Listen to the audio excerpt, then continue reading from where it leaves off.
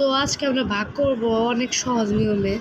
তো প্রথমে করবো কি এই সংখ্যাটা ডাবল করবো, 2 এর ডাবল কত 4, 4 এর ডাবল কত 8, এবং ডান পাশের প্রথম সংখ্যার আগে একটি দশমিক দিবা মাঝখান বরাবর, তাহলে উত্তরটা কত হলো 4.8।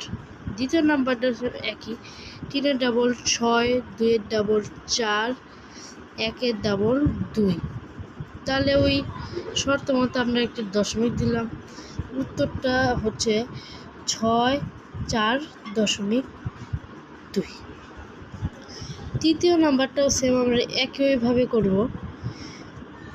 এখানে 4 এর ডাবল হচ্ছে কত 8, 3 এর ডাবল 6, 2 এর ডাবল 4, 1 এর ডাবল কত হয় 2। তো আমরা ডান পাশ থেকে এক ঘর পর্যন্ত একটি দশমিক বসিয়ে দিলাম। তো এখন উত্তরটি আমরা হয়ে গেল 86.4.2।